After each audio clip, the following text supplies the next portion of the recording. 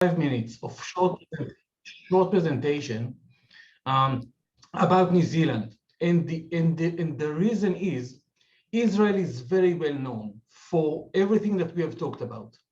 And the question is, can that be implemented in other countries? And I want to take 5 minutes to show a case study in which I will be more than happy to share a document, even in Spanish, that describing the success, and that could lead us to the open discussion of Q&A around the strategy of building a knowledge economy for a nation. Is that okay? Sí, perfecto. ¿Entienden lo que dice Oren? ¿Sí? Sí. Bueno, nos va a contar, ¿no? El caso de Nueva Zelanda nos va a mostrar ahora para que veamos cómo el caso de Israel, que ya se conoce muchísimo, cómo se puede trasladar a otros países y podría usarse en el caso argentino. That's wonderful, Oren. Y ahora, si we can share the screen. Okay, I just need approval to share screen. I don't have it yet. Now I do. At the end of the conversation, I will send you a link to download this document, 2 pages document in Spanish describing the entire story and the analysis of the case study of New Zealand. But beforehand, I want to take you right here. Can you see my screen? Yes. Yes. Yes. So everyone knows the story about Israel, and the statement is that what Israel succeeded to do in the last 3 decades is something which is unique. And I want to try to take you to a case study, to an example, 5 minutes of a nation in a size of an average province in Argentina. So you understand that this is, when we are talking about small economies and turn the disadvantage of being a small economy into a huge advantage, you can try to imagine each one of the provinces in Argentina and try to imagine how each one of them separately and all of them together can lead to a huge change in the economical future of Argentina. So this is the story of New Zealand. Sorry, ¿podemos grabar? Estamos grabando, sí, perdón, Roberto. Go ahead. Okay, excellent. And I want to start from the end. And the end is that the New Zealand government understood or was convinced that the development of an ecosystem is not spontaneous process. This is public sector responsibility. And the sustainability of an ecosystem of a tech-oriented industries is not automatic. This is government responsibility. What New Zealand was dealing with, very similar to what we are dealing in Argentina, is brain drain. Argentina is the largest manufacturers of entrepreneurs on the entire continent, but they are not in Argentina. They are all over. That was stated by the Inter-Latin American Venture Capital Association in the 2017 report. So this is one challenge for Argentina, which is similar. New Zealand identified that the key factor are soft skills. And when we are talking about soft skills, and we will talk about it in the upcoming hours, soft skills is not just for entrepreneurs. Soft skills is for the public sector. Soft skills is for the academia, for venture capital to adopt their models, for traditional industry to collaborate with the academia, and so on and so forth. And not less important, soft skills are part of the tools that the satellite industries, those industries that giving services and benefits from the companies that have been created in the ecosystem, are required to develop those soft skills.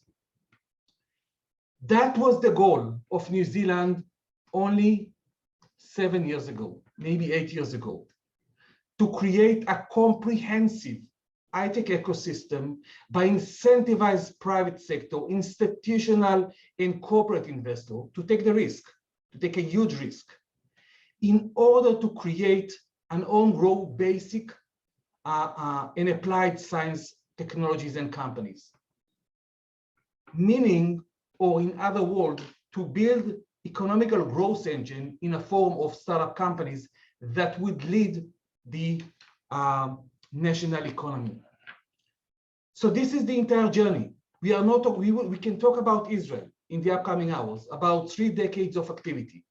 But I'm taking you only to 7 years backwards, starting to work with the New Zealand government back in 2014. It took us a year to build the infrastructure and the regulations and the tenders in order to run this policy. Since 2015 until 2019, we have run a pilot on this policy, and the pilot was so successful that in 2020, we have turned it into a full-scale national policy. How is this indicators and results shows like?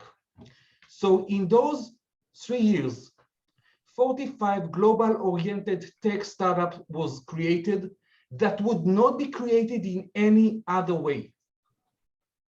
Now, I'm suggesting you to think in terms of Argentina.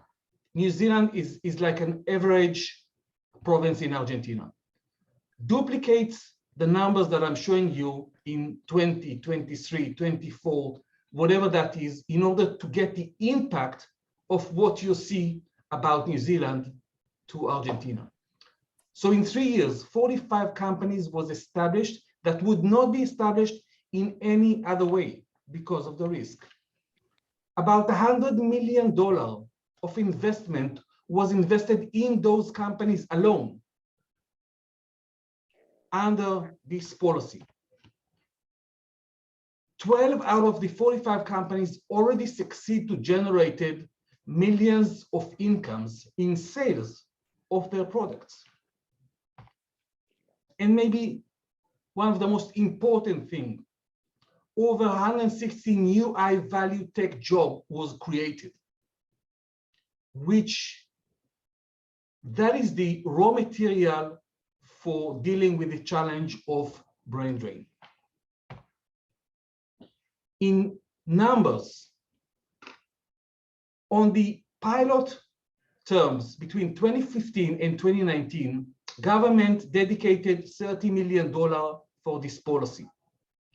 It was so successful that the full-scale policy was already structured with a $160 million public budget. Average investment per startup at the pilot stage was $600,000. And because the result was so good, they have increased it to, or we have increased it to $1 million per company. Private financing that was complementary to the public sector financing in the pilot stage was close to 7 million, which grew to 64 million on the full scale. This is the commitment of the private sector to invest before anything started. In order to participate, they need to commit and to show that they are willing to invest and to expend 64 million in this policy.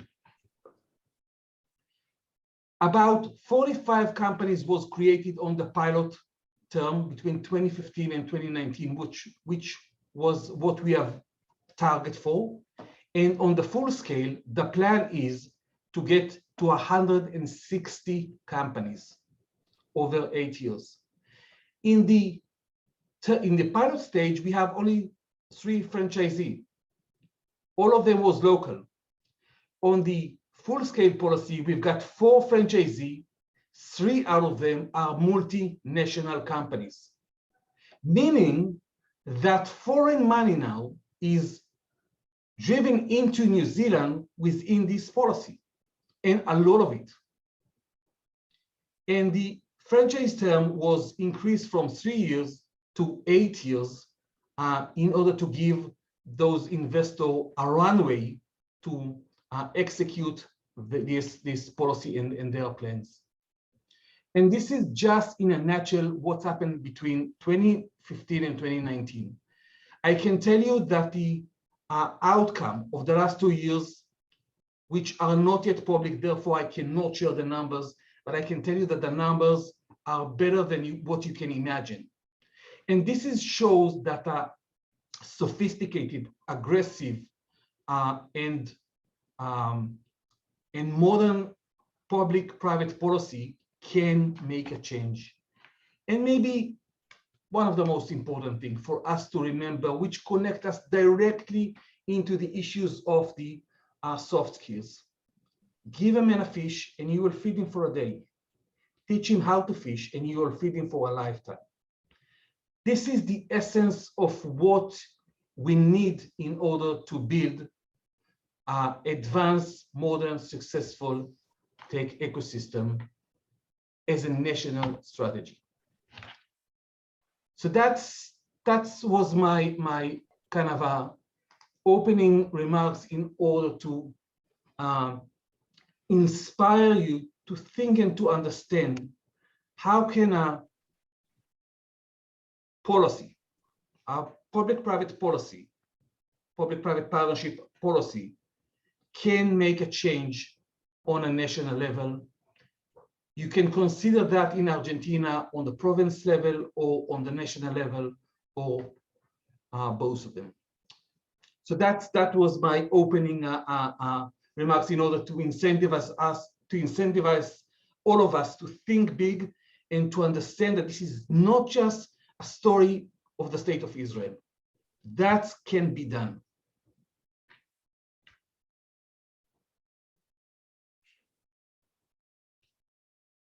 Maria Eugenia, you're on mute. Thank you.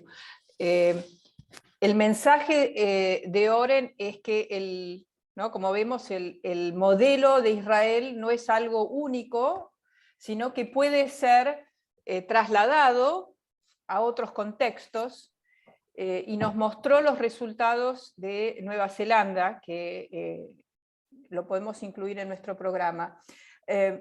I have one first question, is what was the vision of Israel when it decided to become a startup nation? What did it say? No, was there a moment that they decided, that Israel decided, and what would be the position, the positioning? Where did New Zealand, when you started working with them, how did they want to position themselves 20 or 30 years from now? What was that first step? So for the first question, I think that if we want to be honest with ourselves, back on the 90s, the only model that exist was the American model and what was developed on the Silicon Valley. Most of the activity was at the 80s around the Silicon Valley. And in Israel, the policymakers, the leaders, the Ministry of Economy or Ministry of Science, or the chief scientist of the Ministry of Economy, did not talk about vision to become a global startup nation, because the terms was not exist. Nobody talks in those terms like we are talking today. But he saw and he identified a change that's taking place on the US. And he understood that what we're missing in Israel is two things. One of them is expertise or soft skills, and the other one is success stories. So he came with an idea to create the chief scientist of the Ministry of Economy, Dr. Yigal Erlich, came with an idea to build the first public-private partnership for science. And he proposed the American investor to match their investment dollar to dollar, 1-to-1. And that was the financial incentives for the American to invest in Israeli technologies. But he told them another thing. I want you to come and do it in Israel. I don't want you to do it in a remote way. And he done it in order to bring the soft skills, which we didn't know, which we didn't born with, how this all metrics is working. And what we know today is that the first generation of venture capital in Israel was managed by American GPs that was come with this initiative, and that was enough. The second one was already Israeli. So he succeeded to bring two things, money, and maybe more important, the soft skills, the expertise, the knowledge, how to manage this all type of activity. And that was leading to the creations of the first Yozma Fund, the first 10 small venture capital that was created at the beginning of the 90s. Well, excellent. I will now, and for New Zealand, what was the vision for the for New Zealand? For New Zealand, the vision was, or the trigger was, that the chief scientist of the Prime Minister identified that New Zealand is a very concentrated economy based on primary market, milk and meat, which is like 45% of the GDP. And he wanted to diverse the economy. One. Second, he identified that New Zealand is ranked very high, maybe one of the highest in the world, in academic publication, but the nation is not succeeding to capture the economical value of knowledge, to translate this research into economical benefits. They are only translated into publication, but not to economical benefits. And the idea was to build a policy that on one hand will diversify the economy, and second will be able to extract the IP, the patents, the inventions from the academic institute and turn them into economical benefits for the New Zealand taxpayer. That was the initiative. Okay, voy a traducir porque esto es bastante importante y I will translate just to emphasize what you have said. Dice que en el caso de Nueva Zelanda, como era un país básicamente agrícola, con el 45% de su PBI concentrado en la producción de carne y de leche, el primer ministro decidió, o el secretario del primer ministro, que necesitaban diversificar la economía, y ellos se daban cuenta que tenían, o sea, que hay un problema, pero después había un activo, algo valioso, que es que Nueva Zelanda aparece muy alto en el ranking mundial en cuanto a la calidad de su sistema científico, que los científicos publican muchos papers de sus hallazgos, pero que esto no genera valor económico, no se traduce en creación de startups y tecnologías y empresas o una economía productiva moderna, y que ese fue un poco la visión, cómo hacer que este valor científico se trasladara a la economía, también generando patentes, porque hoy la economía del conocimiento, la materia prima son los hallazgos, los inventos, y patentar, es muy importante patentar. Bueno, esto que está hablando de Nueva Zelanda es fundamental para la economía argentina, donde pasa algo similar, que los científicos van por un lado, publican pero no patentan, y la producción va por otro también, una producción más bien primaria. Now we will open to questions to the groups. ¿Por qué no empezamos con el grupo 6? Que tenían que preparar alguna pregunta sobre Israel, o pueden también, si quieren, hacerla para los dos países.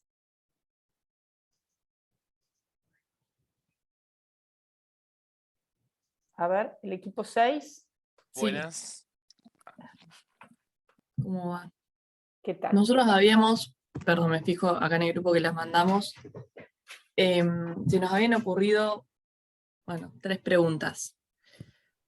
Una fue, ¿qué vio él? ¿Podés? Sí, Carolina, perdón, ¿puedes decirlo en inglés o te complica? Si no, yo traduzco. No lo tengo tan aceitado. Bueno, si lo ok, traducís mejor. bueno, perfecto. I will translate for you later. Pasa que las preguntas que habíamos hecho era de CITES, no sé si todavía o más adelante. Más adelante. Ok, ¿Tienes igual algo? tengo una que sí, que es en base a Argentina, es que cuál sería el primer paso que debería dar Argentina para introducirse en lo que sería la economía del conocimiento. Okay. What would be the first step, Oren, for Argentina to embark in a national innovation strategy for the knowledge economy? The first step is to convince and to have a champion within the federal government that understood public responsibility for the creation of knowledge economy.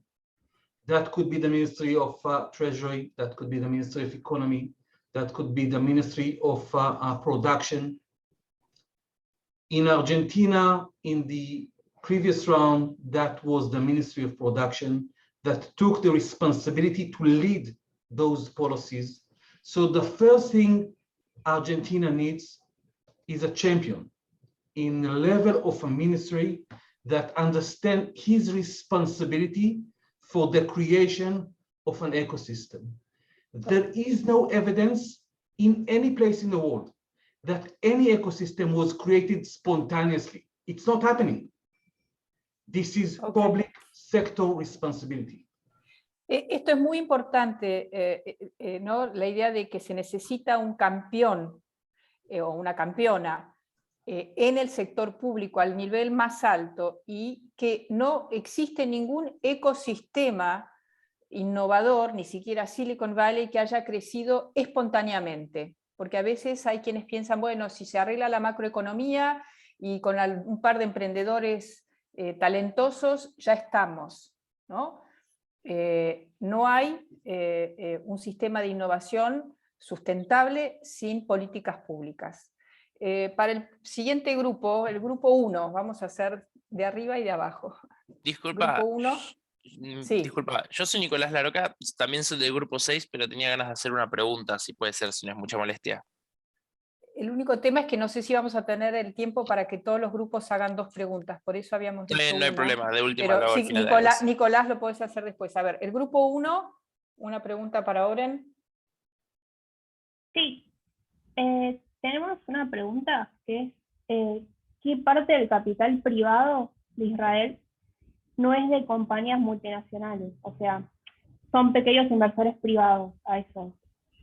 Okay. The question is if in the Israeli system, the capital that is invested is really American. How much value does that create for Israel? Excellent questions that lead us to the essence of the first or second practice. In Israel, 86% of the money that or expenditures and invest in startup company out of the GDP in total is private one. Half of it, it's foreign money.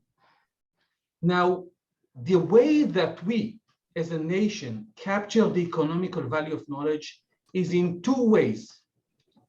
First, we are always investing in an Israeli legal entity. So whatever will happen with this legal entity, it will exit, it will succeed, it will be IPO, it will pay taxes in Israel. 1. Second, the IP, the patent, the intellectual property is owned by the Israeli company. So no matter what will happen with this patent, eventually the economical value will need to go through the Israeli tax system and benefits with the Israeli taxpayer. That simple. Ok, esto es muy importante, muy buena pregunta, dice, porque, bueno, el 86% de la inversión en innovación en Israel la hace el sector privado. Por ejemplo, en la Argentina en ciencia y tecnología el 85% es público lo que hay hoy en día en investigación y en ciencia y tecnología.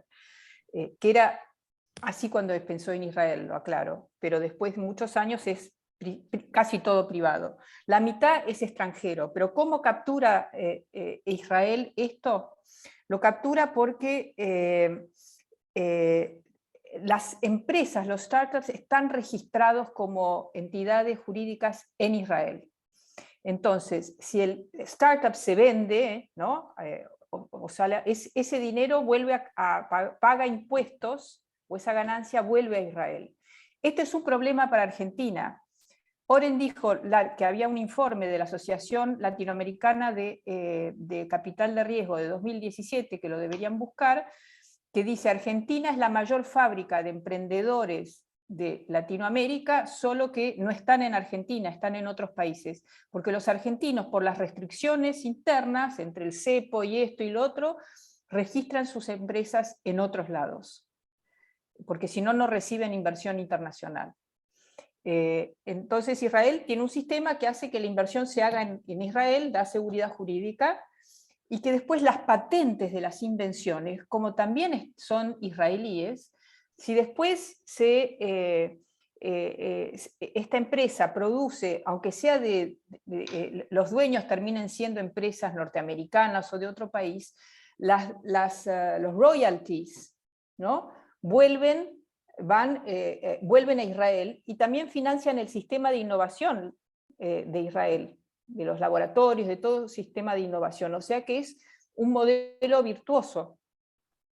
Siempre y tanto se capture el valor en el país, ¿no? Si hay restricciones que hacen que se registren las patentes, como pasa en la Argentina, que no somos parte del Tratado Internacional de Patentes, o tenemos un sistema impositivo, jurídico y de cerrazón de la economía que no estamos globalizados, bueno, todo esto se hace afuera y el valor no vuelve al país. Muy buenas preguntas. A ver, el grupo 5, una pregunta, y después se prepara el grupo 2. Next question. Bueno, la hago en inglés, trato de hacerla en inglés. Perfecto. Well, Lauren, first of all, thanks so much for your time. Our question is, in a country with so much informality and a high percentage of educated people like Argentina, how can soft skills be trained? Excellent questions. Soft skills could be trained in academic systems, and soft skills could be trained even in school. What I can tell you that in Israel, for example, entrepreneurship is started to be taught in high school. So kids in high schools, boys and girls, are going through the process of learning what entrepreneurship is all about. And then that's being studied in universities. But this is the theoretical level. The most important thing to turn theoretical expertise into practical is to use them. Sometimes to succeed and sometimes to fail. And the lesson that you're getting when you're failing is not less important than the lesson that you're succeeding when you are success. The short answer for your very good question is Argentina needs to build the infrastructure so entrepreneurs in Argentina, males and females, will be able to implement their expertise in or domestically in Argentina. And therefore the knowledge will stay in Argentina. This is for them, for their personal expertise, and this is for the satellite industries that will collaborate with them, which will enrich and will enable them to practice those soft skills. Soft skills is a long list of topics that people needed first to know and then to try, to practice them in real time. The only way to do so, and there is no shortcuts, is to build an infrastructure, a place, a mechanism that will enable Argentinian entrepreneurs, males and females, to practice their expertise and experience and create the knowledge domestically in Argentina and not in Chile and not in Brazil and not in Uruguay. Bueno, thank you very much, Oren. Disculpen que no traduzco porque si no, no vamos a poder hacer todas las preguntas. El grupo, ahora tocaba el grupo 2. Creo, Sí. ¿no? Sí, yo tengo una pregunta del grupo 2. La voy a intentar hacer en inglés. Hi, Aaron, how are you? Well, we have the following question. How does the government how does the government from Israel protect startups, for example, thinking about legislations or politics in order to benefit them? How does the government make a favorable environment for the development of them? Well, that's open as a discussion of 5 hours. I will try to give a short answer. This is a very challenging question because the environment that startup companies plays is very different from the traditional industries. They are different. They are playing different metrics, different business model, different development. And in Israel, the government succeed to understand and to develop policies and legislation that enable or either create new or align the old one for the startup to be able to play and to progress with them. But not less important, those legislations are either external or internal. Internal when they are internally into those startup companies, but externally is where those policies are related to the interface between foreign investors, and those startup companies. And this is where the Israeli government, all along the years, succeed to adopt and to develop and to go through an evolution and create new policies that will incentivize foreign investors to come to Israel and to be able to place and to work closely with those startup companies. To try to summarize that, 2 types of restrictions and regulations, one of them internally for the into those companies. So that was part of the that was the simple thing which related to aligning old policies. And for the interface between government and foreign investor, the government succeed to build new regulations, new rules, new restrictions that was making the life more easier, more transparent, and more safe for foreign investors to come and to expend their money in Israel and not in other places. Bueno, el grupo, ahora sería el grupo 3, que nos queda una pregunta. El 4 faltó. El 4, faltó el 4, perdón. Sí. Sí. Yo le hago a Oren. Okay, hi Oren, how are you? Thank you for the presentation. So my question is regarding last year's Israel presentation. You talk about embracing failure. So how do you manage this for a whole nation? And can you speak a little bit about the importance of this embracing failure for managing all this? Well, so I think this is one of the unique things about Israeli culture, and I'm going all around the world, and truly this is until 10 years ago, that was even unique on the level of the industry. We as society, and this is within our DNA, we are embracing failures. we do not consider failure as a problem. But even when that was not that strong, the Israeli government built a national policy that was incentivize people to try. If they succeed, they took all the gains. If they failed, they didn't need to pay anything. And all of that was done with public resources. So there was a policy that saying to the entrepreneurs community, go and try. We will support it. If you succeed, take the gains. Pay only the grant or pay what you get the assistance, only that. And the big gains is yours. If you didn't succeed, nothing has happened. Try and try and try again. So we had it within our DNA. It was strengthened dramatically with the policy that the government was created. And what I can tell you, for example, for the New Zealand ecosystem, the New Zealand society, as society, they are very risk averse. They don't like to fail. They're afraid to fail. And this national policy of the technology, the National Technology Incubator Policy, enable them for entrepreneurs to go and try.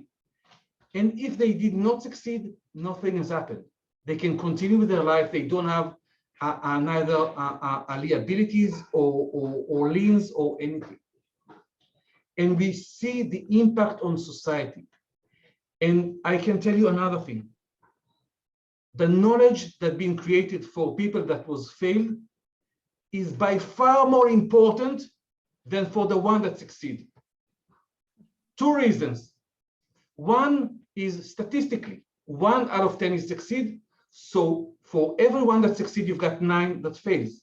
9 people that are getting the expertise, the experience, the lessons, and they can try again. And this is how you make the multipliers for our nations to build entrepreneurship capabilities. Failing is the essence of everything that we are talking about. But approach that in a positive way. Last but not least, the largest corporate in the world, Google, Microsoft, Amazon, today approaching or embrace policies that talked about the embracement of failure. You can hear Google key persons talks in their lectures about Google in the last decade about Google approach towards failure. This is where innovation, innovatives and capabilities are being developed. Sí, esta idea de abrazar el fracaso, a nosotros en Argentina nos sirve de varias maneras. Primero, para que no se penalice o se castigue socialmente al que le fue mal, ¿no? ¿Viste? Se fracasó, le fue mal, dejó un montón de deudas, etcétera. Y que después con cerrar empresas que fracasan es complicadísimo, etcétera.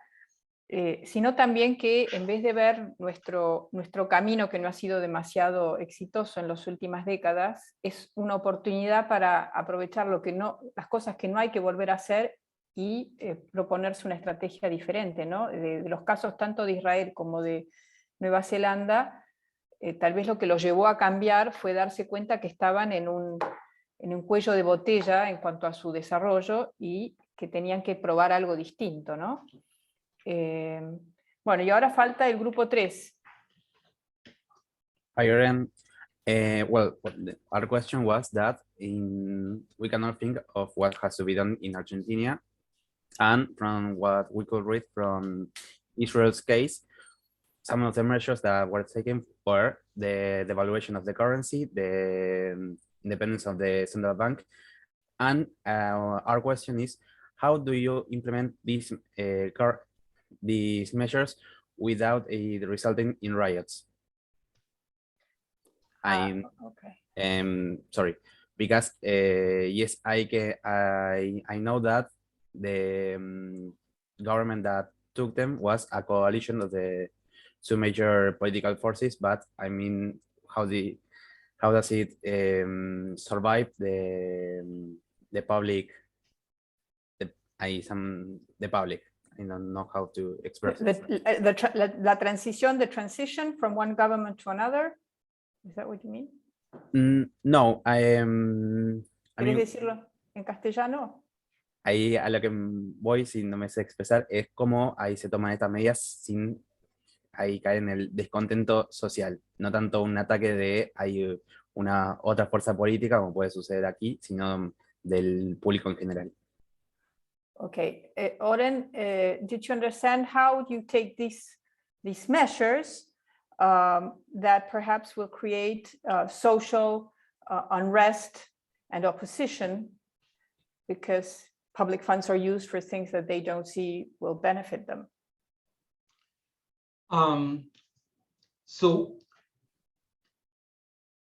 I think that if we'll see the history, the last 3 decades, in the history and the approach, the political approach toward using taxpayer money for supporting advanced industry, very risk industry, that even 1 out of 10 is succeeding, the rest is failing, is a very good question. And the answer is that government in Israel along the years, since the beginning of the 90s of the previous century, 30 years ago, succeed to see the contribution of knowledge economy, of the development of the ecosystem to the national economy. And they saw it very fast. This is not processes that take in 20 years. They saw it after 3, 4, 5 years. And since then, there was almost, I'm saying almost, a consensus about not touching those resources, not changing those policies. And this is even more important because you need 2 for tango. We are not dancing with ourselves in Israel. We are dancing with the foreign investors. And what we need to show to the foreign investors is that the national policy is stable and is not changing by the different governments. So government understood, first government saw the contribution of the tech industry to the national economy, 1. Second, they understood that this is not something that can be changed. This is not just something domestically in Israel. This is something that impacting Israel relationship with foreign investors that can take their money and invest it in somewhere else. So to summarize, first, there was a consensus because the policymakers saw the contribution of this industry to the Israeli economy. Okay. Tal vez para reforzar lo que dice Oren, él dice que para que primero que el gobierno que implementó estas políticas comprendió el valor económico que apoyar emprendimientos de alto riesgo, donde solamente 1 en 10 tiene éxito, sabía que a la larga esto iba a tener impacto en el resto de la economía, no solamente en esas empresas, y los resultados se vieron suficientemente rápidos como para que esta política después se mantuvo a lo largo del tiempo. Creo que volvemos a lo que dijo al principio, que tiene que haber un campeón, una campeona que explique esto, la relación entre la economía de la innovación y el desarrollo económico general del país, y que los casos de éxito muestren el valor que agrega para las economías. I want to add something on this. Nosotros, la Argentina, y esto está relacionado con la clase de la próxima semana, la Argentina fue el país pionero en cuanto a startups en Latinoamérica. Cuando empieza la economía de las .com y el conocimiento, es la Argentina la que crea las mayores empresas, Mercado Libre, Globant, Despegar.com, Model X y ahora ya un montón más, pero mostramos la mayor capacidad, a pesar de que no había ninguna política nacional, pero hemos visto cómo en los últimos años se han demonizado estas empresas, ¿no? En vez de tomarlos como modelos si lo hizo fulano, lo podés hacer vos, y eso que lo hicieron sin apoyo oficial, entonces, en vez de mostrar el valor económico que estas empresas crean para otros países, digo, para sus países y para otros, ¿no? Así que esta es parte de la discusión que podemos tener. Y también en la época, en el gobierno anterior, se hizo I'm saying that in the previous government, se creó en la ley del emprendedor, creó fondos público-privados, que por los cambios en políticas, eso pueden preguntar la semana que viene, pero analícenlo, el FONSE, ahora es difícil invertir en la Argentina, ¿no? Entonces, con las trabas al ingreso de dólares que se especifican al cambio oficial y todas esas cosas, hace que sea muy difícil invertir en la Argentina. Bueno, había había alguien del grupo 6 que quería hacer, le vamos a dejar que haga la última pregunta porque ya vamos a pasar al tema de CITES.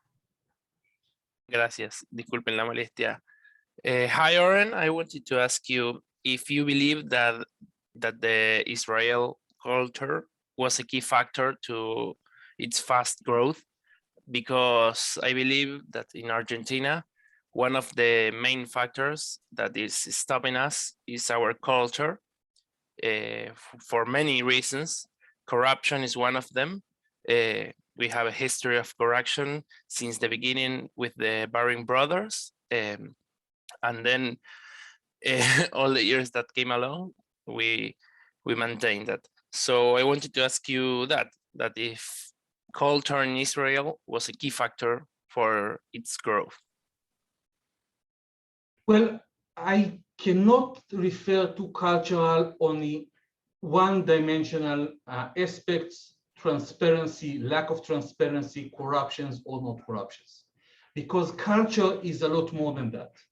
Culture is adopting failure. Culture is transparency. Culture is trust. Culture is lack of corruptions or level of corruptions. So we cannot refer to culture only on the aspect of corruptions. I will tell you two things. I think that what we're seeing around the world, that different cultures succeed to develop capabilities to build knowledge economy. I will give you two examples. Switzerland, very different from Israel, succeed to build one of the leading tech ecosystem in the world. They are very different from the Israeli culture. We can try to put on the same balance Switzerland and the Americans. They are very different, but they have succeeded. So culture is a complicated structure that needs to be analyzed. No doubt that in order to build knowledge economy, you need to have transparency and trust and stability. Three things: transparency, trust, and stability, in order to make sure that the significant amount of resources, cash, will flow into Argentinian ecosystem and will be expenditures on Argentinian engineers and not on Taiwan's or Singapore's or German. Right. Those are the things. Wonderful, Oren. We could stay for another hour with you, but Maria Varela is already with us. You know her. Yes. From CITES, ¿no? So thank you so much. Ahí está María. María Varela es una emprendedora de CITES y se conocen porque han trabajado juntos allí. María Varela en realidad es uruguaya, pero está incubando su empresa desde hace un par de años allá en Sunchales, Santa Fe. Bueno, bienvenida María. Vamos a empezar a hablar de CITES y a despedirlo ahora antes de pasar a tu caso. ¿Ok? Bárbaro. Ciao. Bye, Oren. See you. Ciao. Bye bye. Oren, thank you so much. y quiero, I would like to stress the importance that you made on soft skills. Quiero enfatizar la importancia de lo que habló Oren de los soft skills, que de alguna manera son modelos mentales, culturales, sobre los que Professor Roberto Serra always says that is so important. You may choose what sectors you want to develop, but if you do it with the old mindset, nothing will happen. Y una de las cosas, tal vez de cambiar el modelo mental, es que hagamos parte de la clase en inglés, porque ustedes que están expuestos a un mundo global como administradores de empresas o de instituciones en el siglo XXI, es fundamental que puedan comunicarse en otro idioma o que puedan estudiar. María cuenta que está haciendo un curso en MIT, ahí en el currículum que después voy a leer, y no sé si lo haces online, María, o Sí, si sí, te sí. fuiste a... Entonces, ¿cómo ya uno puede aprovechar vivir en Sunchales, Santa Fe, 25.000 habitantes, y estudiar en MIT de manera virtual? Pero para eso uno tiene que abrir la cabeza. Y son los modelos mentales, los soft skills, que lo posibilitan. Thank you, Oren, so much. It's been fantastic. We will use all the information you've left us. Está el plan estratégico y lo que nos dijo de Nueva Zelanda ya está en el Padlet, me dice Gaspar. Bueno, toda esta es información que nos sirve para desarrollar una estrategia de país para Argentina. Thank you so much. It was wonderful. Ciao, bye bye. Ciao. Thank you, Oren. Bye bye. Ciao, bye bye.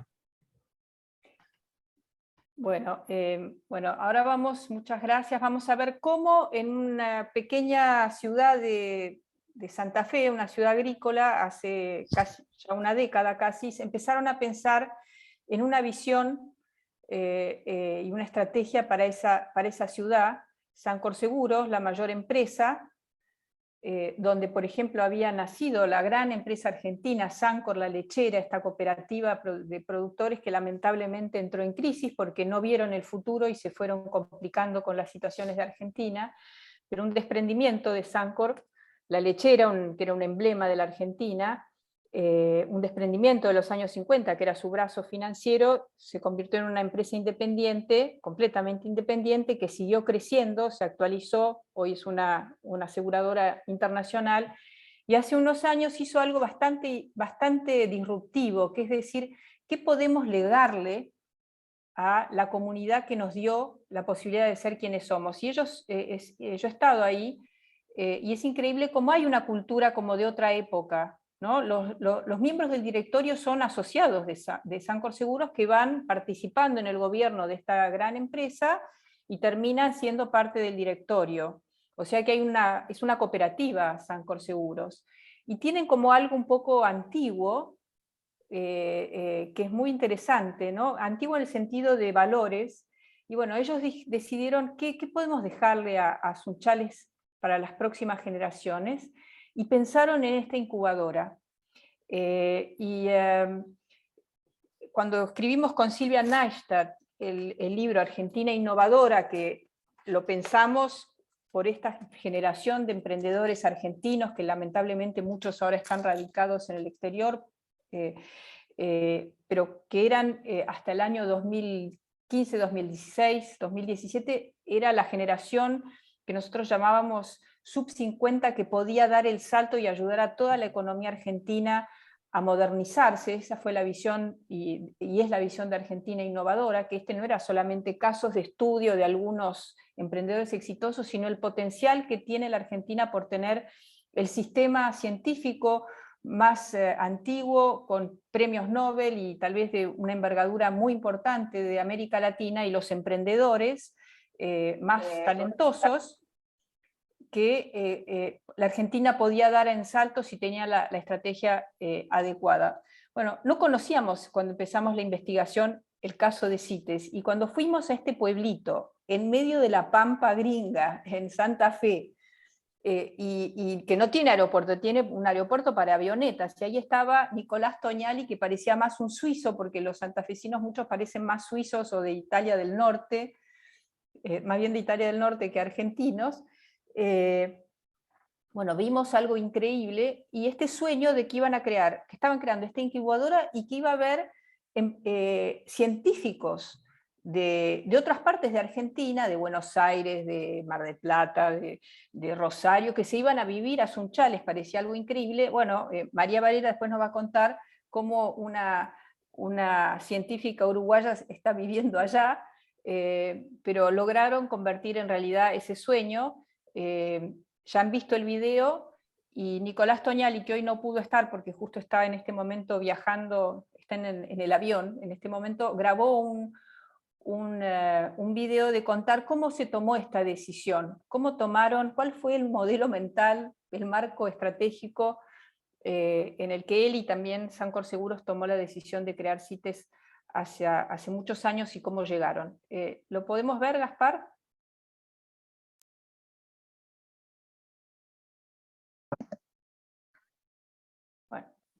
Bueno, respecto a cómo un investigador de CONICET formado en Balseiro y en el exterior regresó, terminó en una ciudad de hoy ya 25.000 habitantes, que es Sunchales. Les cuento un poquito la historia. En 2012, cuando regreso del postdoctorado en Barcelona, paso por Sunchales a visitar a mi familia, mi mujer también es de allí, teníamos a nuestras niñas que iban a visitar a toda la familia, y en esa ciudad tiene la particularidad de que se encuentra también la casa central, el headquarter del grupo Sancor Seguros, que es la principal aseguradora del país, con más de $1.000 millones de facturación anual, operaciones también en Uruguay, Paraguay y Brasil. Unos 3.300 empleados, 1.500 trabajan en Sunchales, y además el CEO en ese momento del grupo, Néstor Abatiaga, era una persona que vivía en la ciudad, conocido de mi padre porque habían estudiado juntos también, son más o menos de la edad, su hija también es de mi edad, hicimos algunos cursos juntos también. Por lo tanto, esta persona no era el CEO de Sancor Seguros para mí, sino era Néstor, el papá de Andrea, una compañera de la infancia. Y esta persona, el CEO, muy visionario, fue la persona que llevó a Sancor Seguros a su posición de liderazgo. Luego de la crisis del 2001, Sancor pasó de ser la 8ª aseguradora a la número 1, y pasó de tener menos de 300 empleados a más de 3.000 en unos 10 años. En ese momento, el grupo tenía intenciones de desarrollar algo nuevo relacionado con ciencia, con tecnología. Ya hacía unos 30 años había creado un instituto para dictar la carrera de Ingeniería en Sistemas en una población de menos de 20.000 habitantes, porque necesitaba ingenieros para sus centros de cómputos y manejar los mainframes de IBM, que había varios en la ciudad en ese momento. Y en esa visión que tuvo esta persona, lo contacta mi viejo en un restaurante de la ciudad, y le dice: cuando venga Nico, que me pase a ver, queremos hacer algo, a lo mejor nos puede dar una mano. Y probablemente Nico no porque haya tenido grandes conocimientos, pero sí porque venía del Instituto Balseiro, venía con una imagen muy fuerte atrás, ¿no? Pudiendo hacer uso de una imagen muy fuerte atrás. Así que volví del postdoctorado, le toqué la puerta a su casa, me invitó a tomar un café y en 15 minutos me contó un poco la idea de desarrollar algo en ciencia, en tecnología, pero que no sabía muy bien qué podía hacer. Y me preguntó si me gustaba el desafío y me animaba a armar algún proyecto en el corto plazo. Obviamente, un nuevo desafío planteado, dije que sí, y en menos de un mes estaba en Buenos Aires almorzando con Alejandro Simón, en ese momento su mano derecha, y hoy es el nuevo CEO de la organización, con quien desarrollamos el proyecto ahí de CITES, el Centro de Innovación Tecnológica, Empresarial y Social, hoy devenido en un fondo de Venture Capital, de capital emprendedor, y Venture Builder, constructor de empresas de base científico-tecnológica. armamos el caso de negocios, lo presentamos, se aprobó y empezamos la tarea de construirlo desde una ciudad que no tenía tradición universitaria ni científico-tecnológica, pero sí está situada en el corazón de un sinnúmero de colonias de inmigrantes europeos que llegaron al interior del país, principalmente en la provincia de Santa Fe y Córdoba, y donde se respira el espíritu emprendedor. Eso no se aprende en las universidades, generalmente se mama, y bueno, eso fue un poco tal vez lo que también me llevó a aceptar este tipo de desafíos, ¿no? Y lo que sí tenía esta ciudad era, como decía antes, la casa central de un grupo económico, uno de los principales 20 grupos económicos del país, que estaba dispuesto a desarrollar esta iniciativa. Y que tuvo la grandeza de confiar en una persona, obviamente acompañarlo y monitorearlo, y ayudar en el desarrollo, contribuyendo con un montón de aspectos diferentes, pero tuvo la decisión de lanzarse en una iniciativa que para el año 2012 era totalmente considerado un cisne negro, ¿no? Un desarrollo de un fondo de capital emprendedor en una localidad de 25.000 habitantes sin universidad. Eso es lo que hicimos, y hoy, 10 años después, tenemos un portafolio de 15 compañías creadas, con más de 25 patentes licenciadas, más de 100 científicos involucrados, una buena cantidad de dinero invertida ya en proyectos y otra comprometida. Estamos hablando de cerca de los 30 millones de dólares de inversión genuina, en su gran mayoría del sector privado, más del 80%, motorizada además por Sancor Seguros y otras empresas que acompañan, otros privados y también multilaterales como el Banco Interamericano de Desarrollo. Esas empresas que hemos creado están en el sector de los desarrollos de fármacos, para obesidad, para fibrosis, para oncología. Desarrollamos empresas en dispositivos de diagnóstico médico para detectar Alzheimer de manera temprana, hacer mamografías ópticas o realizar estudios en el agro, la utilización de drones para realizar una mejor fumigación o monitorear cómo se desarrollan ciertos cultivos. Empresas que están en el sector de la food tech, que con mecanismos de biología moderna, de biotecnología moderna, desarrollan proteínas animales dentro de células vegetales, desarrollando ingredientes para los nuevos alimentos plant-based que la sociedad requiere, implantes médicos, válvulas cardíacas, válvulas para evitar el avance de glaucoma, equipos para lo que tiene que ver con la temática de fertilidad asistida, drones y robots que son capaces de levantar autos y duplicar las capacidades de los parkings. Y todas estas empresas están llevadas adelante por científicos, tanto argentinos como uruguayos en algunos de los casos. También tenemos científicos argentinos que han emigrado y que están llevando estas compañías, por ejemplo, desde Francia, y ya se han sumado tecnólogos y especialistas de distintas partes del mundo. Tenemos CEOs sentados en New Jersey, en Estados Unidos, personas que vienen de otras empresas globales que están trabajando en estas startups. El camino ya se ha recorrido en una cierta medida, pero no tenemos dudas de que el futuro nos depara un camino aún más largo, donde vamos a tener que realizar muchos más esfuerzos, pero también donde estamos convencidos que los frutos van a ser realmente trascendentales.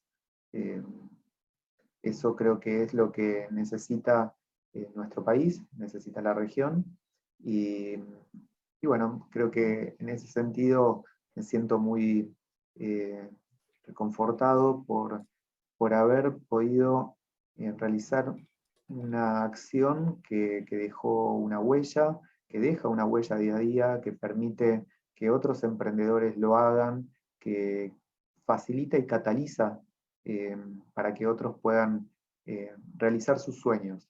Y esto también es mostrar y probar que en Argentina y en la región se pueden llevar adelante este tipo de proyectos, que cuando uno los empieza a idear parecen muy locos, pero después, una vez que están en marcha, y si se hacen de manera seria, con inversión, con apoyo, y mirando en el mediano y largo plazo, los frutos vienen solos. La diferencia, creo que entre los países desarrollados y Argentina, tiene que ver con que hay personas que están comprometidas a mirar en el mediano y largo plazo, que no le tienen miedo a realizar esfuerzos, a trabajar convencidos de que en el futuro se van a ver los frutos. No tienen una mirada en el cortísimo plazo de en qué valor está la brecha cambiaria en el día, sino hacen apuestas a mediano y largo plazo. Y bueno, eso creo que fue lo que Sancor Seguros pudo hacer, y bueno, tuve la grata situación y oportunidad de poder llevarlo adelante. Bueno, buenísimo. Súper claro. Como no está Nicolás para responder a sus preguntas, yo solamente voy a señalar algunas cosas y después vamos a hacer las preguntas después de la exposición de María. Cada grupo hará una pregunta. Me llamó la atención que dijera esta decisión se pudo tomar porque había una tradición de emprendedorismo en esa comunidad. De vuelta volvemos a los valores y los modelos mentales y las habilidades blandas, ¿no? Había una cultura emprendedora. También hubo un campeón, el CEO de Sancor Seguros, y Nicolás, que aceptó el reto también y que tenía esa visión de ver cómo hacer para trasladar la capacidad científica a startups, modelos que él había visto en otros países. Y después el otro habilidad blanda de este proyecto es que buscaron, no lo dijo, pero que buscaron modelos de desarrollo de otros lados, ¿no? Y pensaron que si algo funcionaba en muchos países, ¿por qué no iba a poder funcionar en su pequeña comunidad?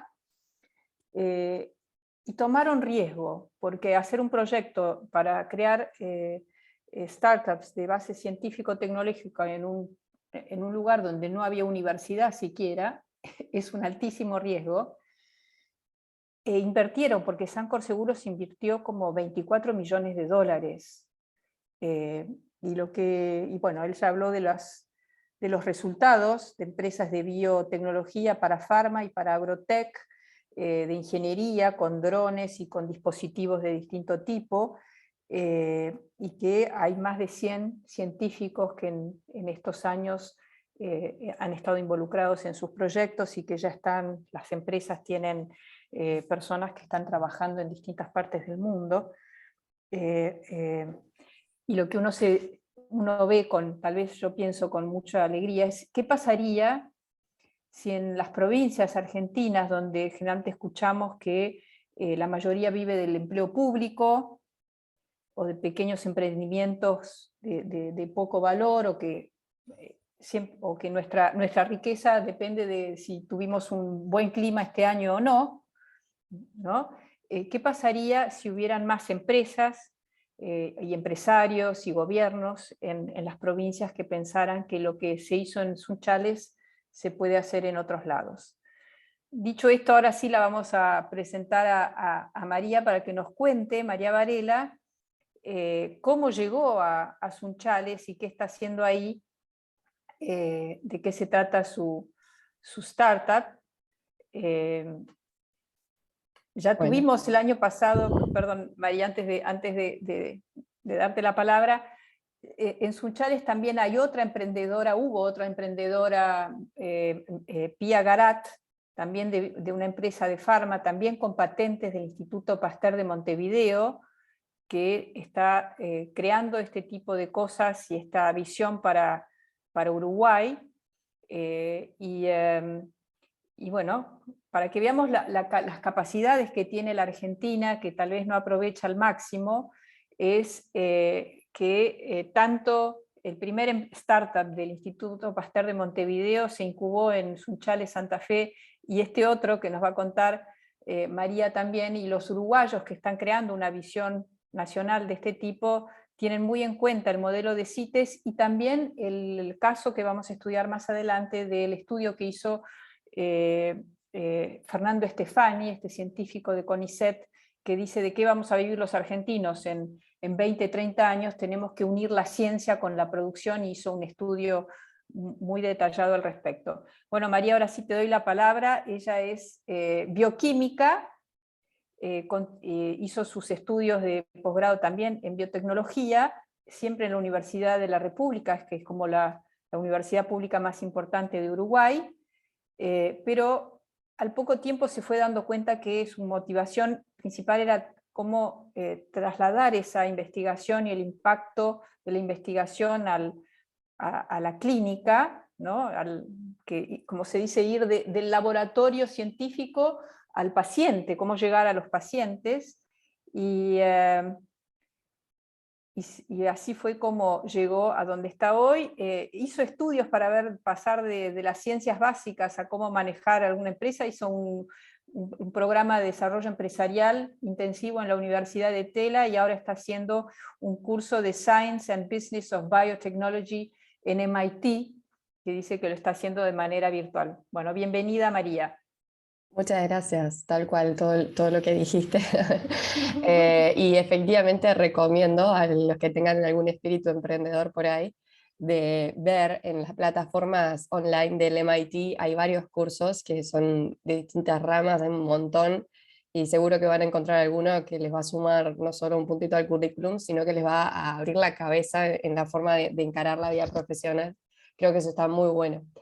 La introducción ya me la hicieron un montón de veces, así que gracias María Eugenia. Yo creo que el componente que soy uruguaya y bueno, y la realidad es que estaba viviendo en Punta del Este porque mi marido trabaja ahí, y me surgió la oportunidad de conocer CITES, de emprender el desarrollo de una startup que salía de la ciencia pura y dura, de donde solo habían científicos, laboratorios y proyectos, y algunos resultados que eran como, wow, esto tira para largo, pero no había nada más. Entonces, al conocer CITES y encontrar una oportunidad de ir moldeando el emprendimiento, transformarlo en una startup, lograr un proyecto, un plan de trabajo, un plan de negocios que podía llegar a ser invertible, respaldarlo con patentes, con propiedad intelectual, lo fuimos moldeando. Y bueno, de Punta del Este a Sunchales, feliz de haberlo hecho.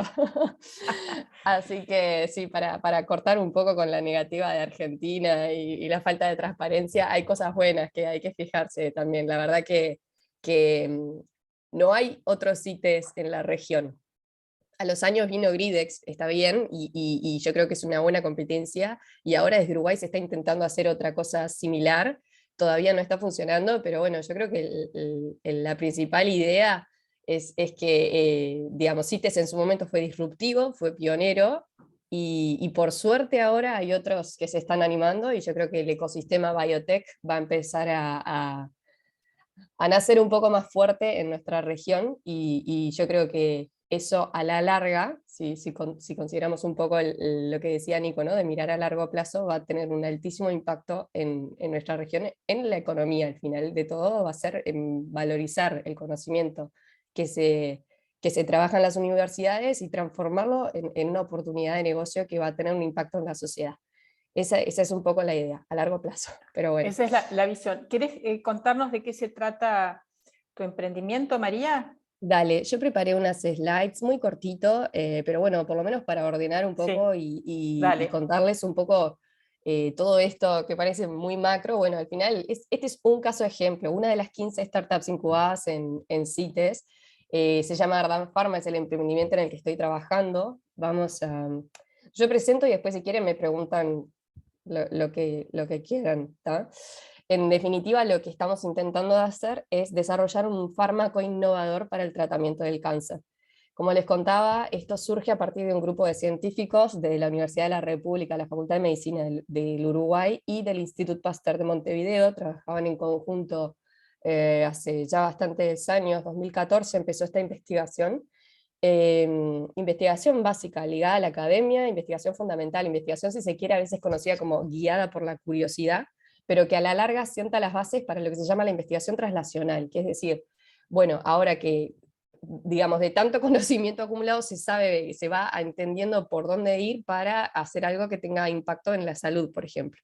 Tanto Marcelo como Pablo, mis socios, estaban hace años estudiando los procesos inmunorregulatorios en el contexto del cáncer. Así que una vez que, si se quiere, Marcelo más en tumores sólidos, Pablo en lo que serían más leucemias. Pero en el fondo trabajaban en conjunto, venían colaborando hace mucho tiempo y encontraron un proceso biológico intracelular, digamos, asociado a las respuestas del cáncer, que podía ser modulado farmacológicamente. Me los cruzo en el pasillo, yo en ese momento hacía mi posgrado, pero en otro proyecto no tenía nada que ver, y me dicen, a ver si me interesa encargarme de la gestión del proyecto, o sea, ser CEO en realidad significa hacer todo. Vos tenés que hacer que el puzzle esté armado, digamos, vos tenés que ser capaz, no hacer todo, sino que todo funcione. ¿tá? Entonces yo un poco salí de la ciencia y empecé a intentar formarme, generar herramientas para entrar en este mundo de negocios y lograr traducir lo que hacemos en el laboratorio a otros públicos, a otro entendimiento, pero mi principal objetivo es lograr que nuestra ciencia siga solidificándose para generar esa atracción de inversores que digan, che, acá se puede desarrollar un fármaco. Entonces, así como nuestro primer inversor fue CITES, nos dio un capital semilla para fundar la empresa, ahora en realidad el proceso de fármacos es muy largo y voy a necesitar otros. Ese es el principal, digamos, objetivo, si se quiere, de una startup para el desarrollo. Si no, tiene que generar inversión y volver y poder demostrar que va a tener return of investment. Esto empezó en el 2019. Empezamos creando, gracias a CITES, digamos que pudimos ser aceptados por el comité de inversión. Creamos la empresa en Argentina, enseguida nos damos cuenta que el ecosistema emprendedor, si bien lo queremos fomentar de este lado, sabemos que el 90% del mercado farmacéutico está en el norte, en Estados Unidos, Europa, así que enseguida creamos una sociedad holding en Delaware, y además el año pasado estructuramos la compañía de forma de tener una pata también en Uruguay, dado que la ciencia sigue pasando en Uruguay. La parte business, yo me mudé a Sunchales, y estando en la incubadora recibo mucho mentoreo diario, digamos, tanto de Nicolás como de otros business developers que hay por ahí, así como toda una asistencia genial para la parte administrativa, que también me va fogueando, digamos. Así que esa es básicamente la estructura del emprendimiento, no menor, y nada más lindo que tener otras personas que quieren trabajar contigo o ayudarte, o que realmente ven el potencial de lo que estás haciendo. Y ahí siempre te recomiendan que no seas solo un amigo, o un conocido, o porque tal persona colaboró y entonces me entiende. Vos lo que necesitas es fortalecer tu emprendimiento, entonces necesitas credibilidad. O sea, vos para ir, digamos, al inversor tenés que demostrar que tu equipo es capaz de hacer lo que vos le estás diciendo, y de alguna forma la experiencia de otras personas ayuda a la credibilidad. Entonces nosotros pudimos tener la suerte de ir contactando gente a ver que pudiera entender nuestra ciencia y que le gustara ayudarla a sacar adelante. Así fue donde creamos el board, y tenemos un asesor en la parte de industria, otro en la parte de drug development y otro en la parte un poco más lejana, pero de investigación clínica. Esas experiencias son años, o sea, Mercedes tiene 22 años en investigación clínica, Silvina 20 años en drug development, William en industria, y la parte de Nicolás y Gerardo es en CITES, en el día a día, todo lo que es enfrentar a un inversor. Teniendo el equipo y la empresa demostrada, ahora les voy a contar qué es lo que hacemos en realidad. Entonces, cuando hablamos de cáncer, obviamente todo el mundo ya se pone un poquito, no sé, es difícil hablar sin ir a la realidad. ¿tá? Falta mucho por hacer. Es verdad que en los últimos 10, 15 años se han logrado muy buenos avances en los tratamientos del cáncer. Quizás les suena mucho quimio o radioterapia, las cirugías siempre son como un puntapié también en los tratamientos actuales, pero desde el 2011 en adelante lo que es inmunoterapias o terapias dirigidas cobró una muchísima importancia en los tratamientos del cáncer y son lo que se conoce como de vanguardia, los que fueron más disruptivos a nivel de sobrevida clínica. El problema que tienen estos dos tratamientos es que funcionan en muy pocos pacientes. En los que funcionan bárbaro, pero en el caso de melanoma, por ejemplo, eso es un 30%. Después hay un 70% que no funciona, que es como si le hubieses dado una mentita. No funciona y no se entiende por qué. Y en el caso de las terapias dirigidas, bueno, eso se conoce como resistencia refractaria o resistencia primaria. Y en el caso de las terapias dirigidas, lo que es más frecuente, dependiendo del tipo de indicación, el porcentaje, pero lo que es más frecuente es que el tratamiento empiece a funcionar y llega un momento que deja de funcionar, lo que se conoce como resistencia secundaria. En fin, los tratamientos han avanzado y han habido muy buenos resultados en el tratamiento del cáncer, pero aún queda mucho por hacer, sobre todo con la resistencia. A nivel de laboratorio, lo que Marcelo y Pablo encontraron fue que había una proteína que tenía un rol muy importante en las vías inflamatorias, en un proceso inflamatorio concreto, asociado a las respuestas tumorales. Este proceso empezaba con una proteína que llamamos TORID, que apagaba la inflamación. Lo que ellos demostraron fue en pacientes sometidos a inmunoterapia, vemos que TORID, cuando está prendido, cuando los pacientes empiezan a hacer el tratamiento de inmunoterapia y se prende TORID, no responden, pero en aquellos en los que TORID está en niveles normales, sí hay respuesta. Entonces claramente TORID está siendo un factor de resistencia. Esto que nosotros vimos en modelos experimentales en animales, lo pudimos corroborar con estudios a nivel de bioinformática, con otro tipo de cánceres, con cáncer gástrico, cáncer de colon, con glioblastoma, hay ahora reportados unos en cáncer de mama, o sea, ya empieza a tener un poquito más fuerte el rol de TORID, cómo está pagando un proceso que es importantísimo para que el paciente pueda responder a los tratamientos de vanguardia. Entonces, ¿qué hicimos nosotros? Desarrollar un fármaco que bloquee TORID. Esto un poco, la idea de desarrollar un fármaco desde Latinoamérica es un viaje a la luna. ¿tá? Viaje a la luna se titula la novela de Michel Ardan, de Julio Verne. Michel Ardan es el personaje que decide meterse en el cohete que va a la luna. Esto es más o menos para un científico en nuestra región lo que significa desarrollar un fármaco. O sea, es algo hiper riesgoso, tiene muchas etapas muy riesgosas y no tenemos track record. Ese es el principal problema. El último fármaco que salió de nuestra región fue hace más de 50 años.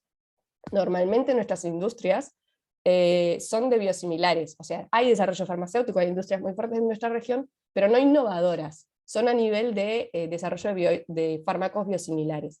Esto de ir a la raíz, desde un proceso nuevo, desde nadie en el mundo desarrolló un fármaco que bloquee TORID, y nosotros lo vamos a hacer, fue un poco viaje a la luna, y por eso se llama Ardan nuestro emprendimiento, en honor a este personaje. Pero en definitiva lo que queríamos hacer es ir del laboratorio al paciente. Esto en los años 90, el National Institute of Health de Estados Unidos lo enmarca como From Bed to Bedside, y eso apoya un montón la idea de que las industrias farmacéuticas más grandes del mundo se apoyan en la academia para reducir esos tiempos son tiempos largos los que llevan desarrollo de fármaco, en promedio de 17 años, son muy costosos, hay más o menos en promedio desde cero hasta que el fármaco es aprobado y sale a la farmacia y uno lo puede comprar, hay $1 billón, y sobre todo cada etapa tiene mucho riesgo.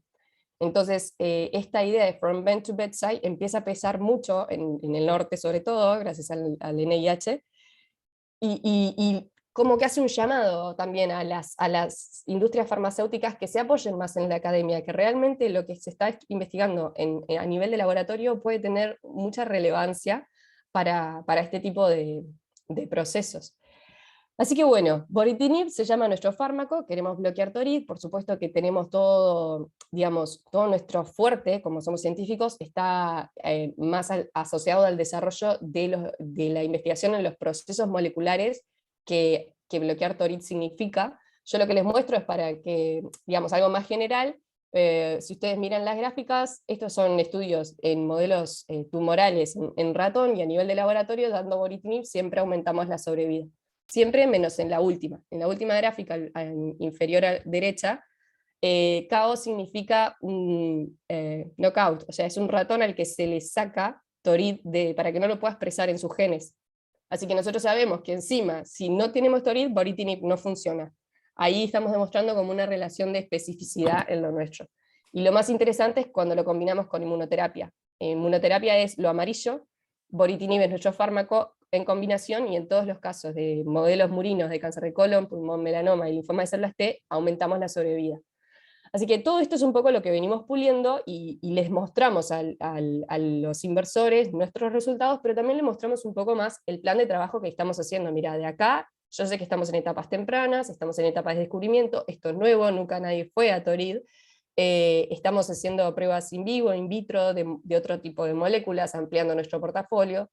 Sabemos que para evaluar la toxicidad necesitamos 18 meses de dólares y tanta plata. Sabemos que después vamos a la entidad regulatoria, hacemos una submission para hacer un estudio clínico, y que una startup, digamos, que llega a un estudio clínico inicial exitoso, puede tener un éxito, digamos, de distintos tipos de opción de negocio, que los vamos a ver un poquito más después, pero seguro es redituable. Para que se hagan una idea, el mercado oncológico es siempre el líder en las digamos, industrias farmacéuticas, y lo que sea, digamos, estos dos tratamientos de vanguardia que les comenté al principio, inmunoterapia o terapias dirigidas, estiman que su mercado sea de más de 270 billones para el 2025.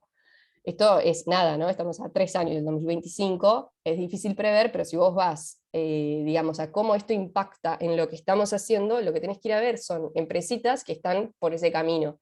Y vos ves que empresas que están desarrollando fármacos para modular la inflamación en el contexto de cáncer, han tenido deals con BMS, Novartis, Genentech, Roche, o Private Investment también, en 5 años atrás, y los números de esos deals, de esos negocios por esas moléculas, digamos, que tienen el potencial de ser fármaco, andan en 300 millones de dólares.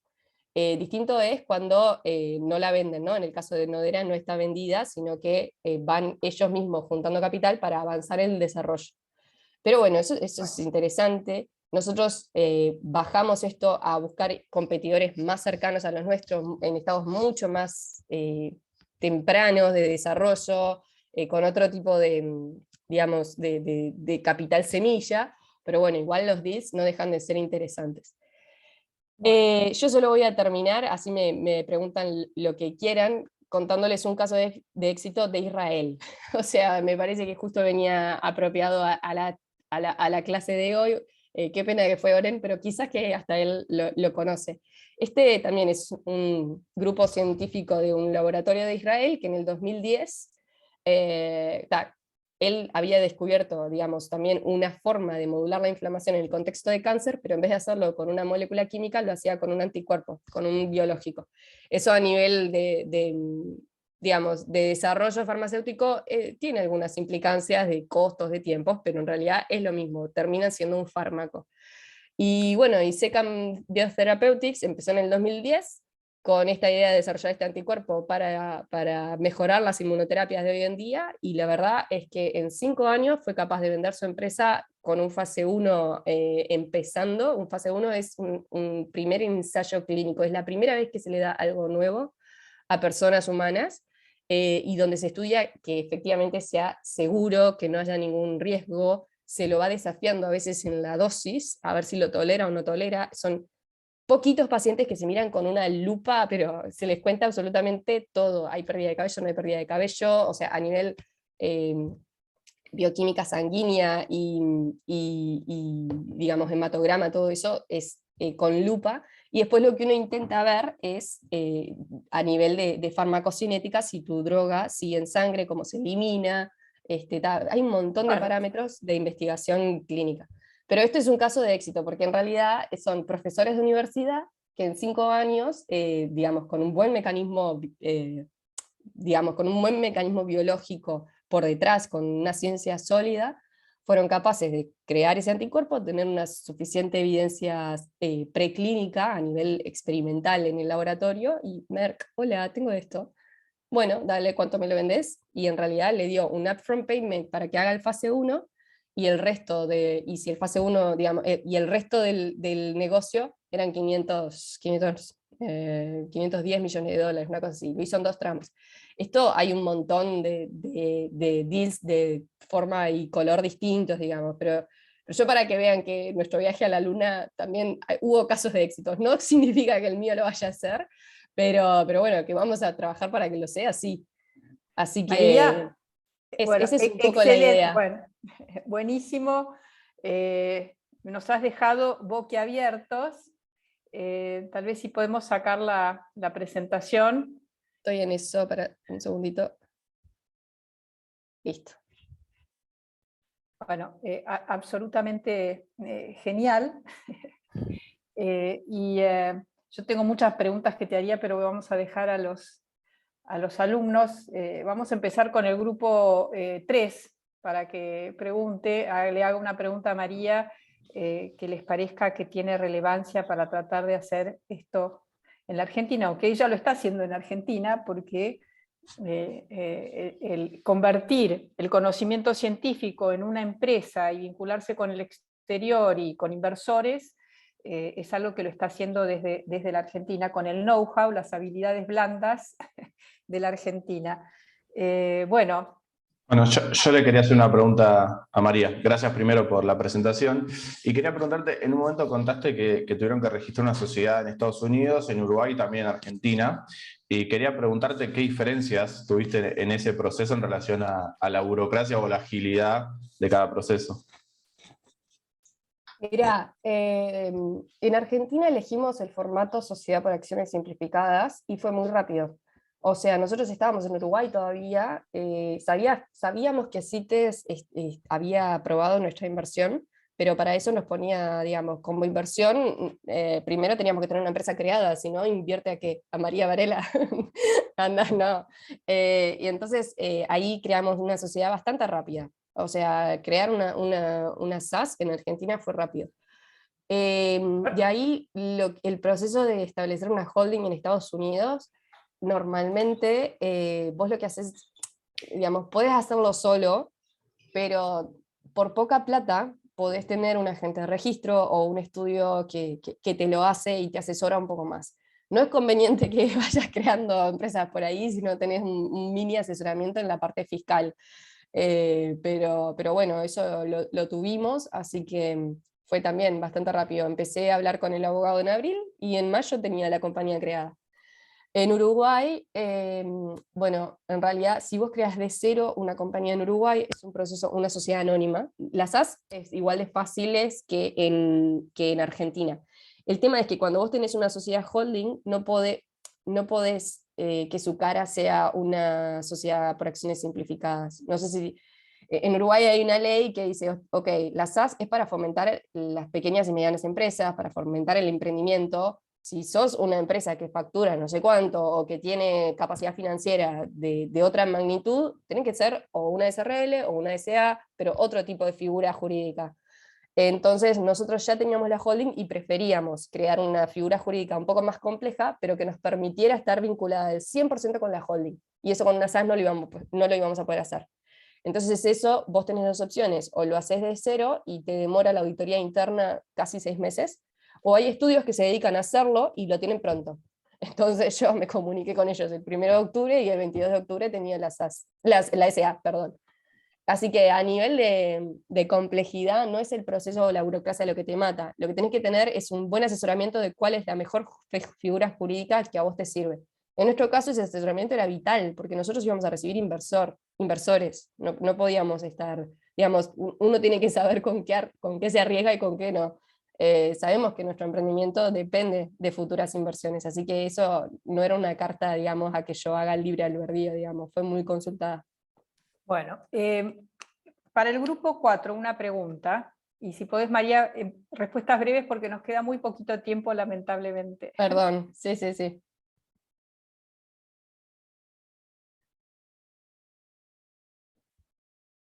O a ver, otro grupo, si es que no... ¿Grupo 4 era? Sí, el 4, si quieres preguntar perdón. lo que había... Pero, bueno, hola María, gracias. Y mi pregunta era, desde el Estado argentino o uruguayo, desde el punto de vista de una startup, ¿cuáles serían las principales medidas que deberían tomar para fomentar este tipo de desarrollos? Ok, a ver, políticas públicas, digamos, que apoyen el Exacto. emprendimiento, sí, todas son bienvenidas. Quizás es verdad, a ver, nuestro emprendimiento ha sido financiado en cierta forma también por apoyo estatal, tanto a nivel de Argentina como en Uruguay. Y ese apoyo varía un montón, o sea, hay apoyos que puede ser por proyecto, o sea, yo tengo una patente, necesito financiarla, son $30.000 por año, por ejemplo. Bueno, la ANI, la Agencia Nacional de Innovación e Investigación de Uruguay, tiene una herramienta para financiar patentes, entonces, bueno, me postulo, puedo quedar o no, dependiendo del potencial de esa patente. Entonces, subsidios para apoyar emprendimientos que en realidad son más a largo plazo, es una buena política a tener, digamos, a tener de base, que creo que funciona en ambos lados. Sí veo necesario fomentar los vínculos entre el sector privado y el sector público. Digamos, que desde el gobierno hayan subsidios no nos sorprende, pero que desde el sector público haya también como cierto, no sé, desde el sector privado también haya cierto apoyo a los emprendimientos que de alguna forma a largo plazo van a ser beneficiosos para ellos también. Hay que fomentarlo, hay que mostrarlo más. Creo que es algo que se está empezando a dar ahora, cuando empieza a surgir este ecosistema emprendedor. Pero bueno, la investigación básica en nuestro país solo ha dependido en nuestro país y en Argentina, solo depende de fondos públicos, eso es una realidad. ¿Dónde está el sector privado? ¿No? Así que bueno, yo creo que es de interés de las industrias privadas tener un componente de innovación. Esa sería una buena política. Quiero señalar una cosa, que esto es importante. Tanto no hay una cultura en Argentina, en Uruguay, en Latinoamérica, cuando dijo que no se crean fármacos, ¿no?, en nuestra región, desde el laboratorio científico, aunque tenemos buenos científicos que lleguen al mercado, no hay una cultura, y entre otras cosas, en Uruguay y en Argentina, es curioso, pero no somos parte del Tratado Internacional de Patentes, que hace que patentar sea, hay 5 países en el mundo que no son parte del Tratado Internacional, Brasil lo es, Cuba lo es, China lo es, o sea que, pero la Argentina y Uruguay tienen esta idea de que no se puede patentar el conocimiento humano, que es para toda la humanidad, y entonces estamos afuera de esto. Y esto es una de las razones también por las cuales, a diferencia de Israel, de lo que explicó Oren, hay que registrar la empresa en otro lado. Las patentes se hacen, muchas veces se solicitan y se consiguen afuera, porque nuestros países están excluidos de este sistema, que además te da acceso a una base de datos para saber qué está patentado ya y qué no, y es más barato. Bueno, ese es un tema para que hablemos en el futuro, pero una restricción que hay, y porque hay poca cultura del sector privado también, es porque estamos fuera de este maridaje, ¿no?, de este modelo de negocios de convertir patentes científicas no solamente, o descubrimientos no solamente en papers, sino en negocios, que es el viaje a la luna en el que está embarcada María. Bueno, una pregunta del grupo, ahora del grupo 1. Una pregunta, en opinión, ¿qué ven los inversores al apostar a la Argentina en las startups y no en otro país? Bien, lo que...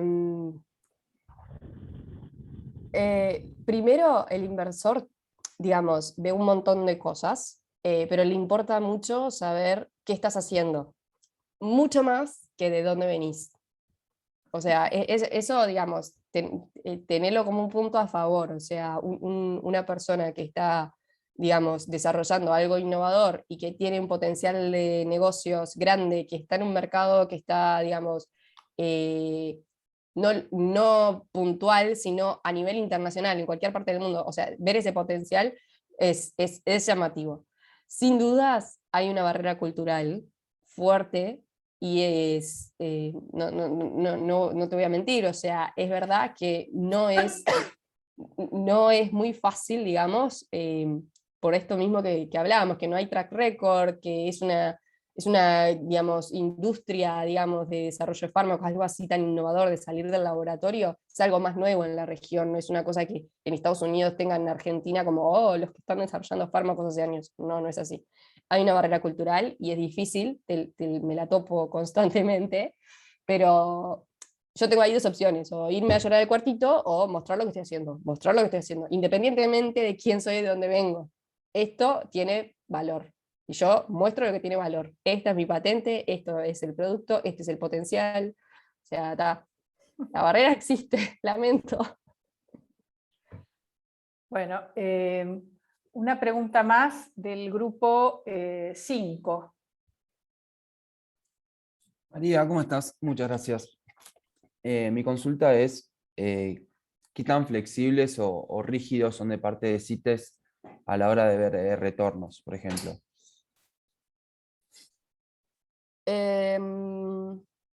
No hay margen para flexibilidad porque esas cosas las negociás al principio, digamos. Ellos asumen el riesgo de que no haya retorno.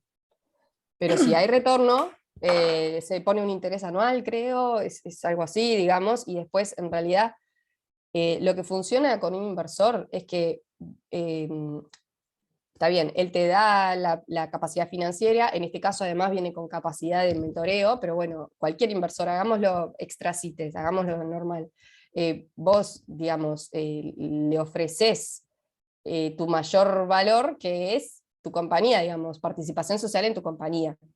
Entonces, una vez que el inversor, acciones, entonces una vez que él invirtió, es tu socio, él es parte de tu compañía, o sea, quizás él no va a estar trabajando como vos porque es tu inversor y vos sos el emprendedor que está, son roles distintos, pero no deja de ser tu socio.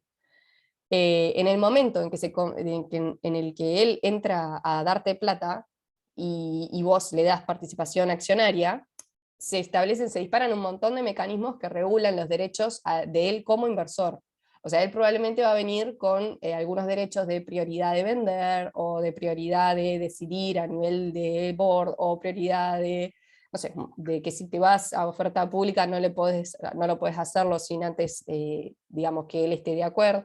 Un montón de requisitos te va a poner, pero es normal, cualquier inversor lo hace. Y el return of investment va a ir con un interés anual, pero en realidad lo que a él más le interesa es que si la compañía hace un buen negocio, va en proporción a su participación accionaria. ¿Se entiende un poco? O sea, no es que haya una flexibilidad después, lo sentás desde el momento uno. Si no, lo firmás. Si no estás conforme, no firmás. Y no hay sociedad.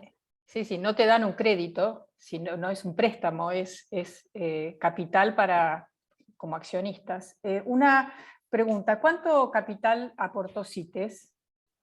Eso, mira, es información pública, saben que CITES salió la oferta pública en el 2020, así que no tengo problema de decirlo. Las inversiones iniciales de CITES como capital semilla, CITES tiene dos modalidades de inversión, la capital semilla y la de follow-on. Hasta ahora, quizás en algún momento hay otra tesis. El capital semilla anda en torno a los 200, 300 mil dólares con un acceso a un préstamo del FONSE por 300 mil dólares más. Si eso cambia en algún momento, estoy segura que las inversiones iniciales de CITES van a aumentar a 500 mil dólares. Lo que pasa es que CITES fue una de las incubadoras elegidas para esos préstamos del Ministerio de Producción, que justamente hablando de políticas públicas, ahí te demuestra cómo se está intentando ayudar a este tipo de emprendimientos. Entonces en realidad anda en el medio millón la inversión inicial. Y el follow-on depende de un montón de cosas, entre ellas la evaluación de la propia empresa. Así que ahí no lo puedo decir. Bueno, María, No ha lo sé. sido maravilloso. Siempre nos quedamos con ganas de más y les pido disculpas a los alumnos de otros grupos que no han podido preguntar. Bueno, me la pueden escribir por chat la pregunta, no tengo problema, y yo en un mail te la respondo. Bueno, perfecto. Pero han visto de la teoría o del modelo israelí a un caso muy práctico como es este de Ardent Pharma, y de lo que estamos tratando de hacer, que es un viaje a la luna, me encantó la expresión, pero que estos viajes, también era un viaje a la luna para Sancor Seguros y Nicolás Toñali hace 13 años, y miren el impacto que está teniendo, que ya hay dos startups uruguayas se han incubado en nuestro país y que están en una fase adelantada. La que vimos el año pasado ya está en la fase, viendo dónde hace los experimentos en humanos, no los experimentos, las pruebas, ¿no? Lo que se llama la fase 1, y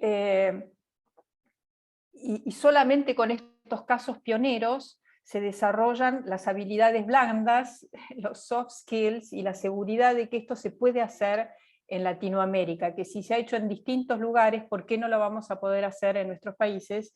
Yo estoy escribiendo un libro sobre Uruguay, sobre estos temas, y uno de los campeones sin duda es el director del Instituto Pasteur, Carlos Battiani, que él también hace muchos años trabajó en laboratorios en Estados Unidos y vio esta traslación de conocimiento científico al mercado y dijo, ¿por qué no lo podemos hacer en Uruguay?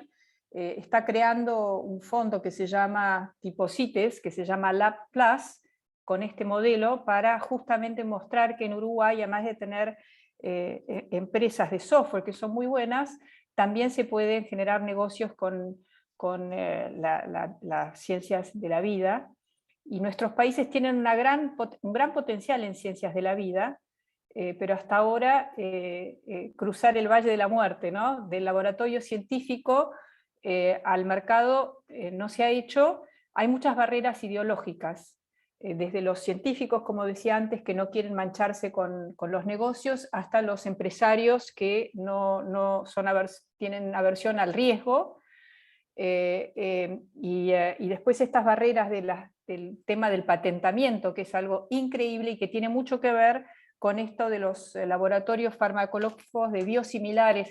Biosimilares es un eufemismo para decir copia de descubrimientos de drogas de otros lados, que las copian, le ponen alguna cosa un poquito distinto y dicen que son nuevas, y bueno, y entonces impiden que seamos parte de este tratado global de patentes que ayudaría muchísimo a los científicos y a los emprendedores biotecnológicos. Bueno, María, ha sido un placer, y ojalá te tengamos el año que viene para que nos cuentes los avances de tu proyecto.